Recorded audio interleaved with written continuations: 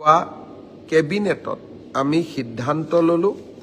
এতিয়া কেইটামান নতুন খবৰ পুৰণি তথ্য পুৰণি খবৰ কিন্তু নতুনকৈ আমাৰ যুৱ শক্তিক দিব খুজিছো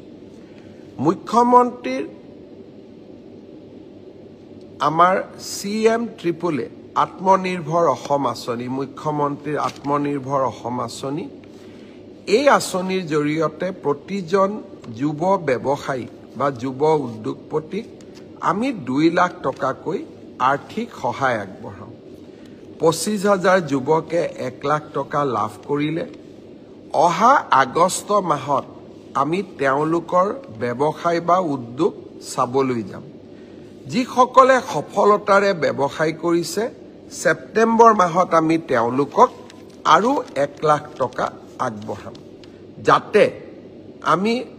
নেক্সট 75,000 যুৱক যুৱতীক 1 লাখ টকা আগবঢ়াব পাৰো আৰু তেওঁলোকে এই টকাৰ সুযোগ বা উচিত ব্যৱহাৰ কৰিলে আৰু 1 লাখ টকা তেওঁলোকক আমি আগবঢ়াব পাৰো আমি বেকা লৰাসকলক 2 লাখ টকাকৈ দুটা ইনষ্টলমেন্টত ধন আগবঢ়াও আত্মনিৰ্ভৰ অসম অভিযানৰ পুঁজিও আমি জোনেল ভিত্তিত 4খন মিটিং পাতি আমি প্ৰদান কৰিম এই কোন সমষ্টিত কোনে পাব আমাৰ মন্ত্ৰীসভাৰ সদস্যসকলক মই দায়িত্ব দিছো ৰুটিনখন বনাবৰ কাৰণে তেওঁলোকে ৰুটিনখন বনাই দিব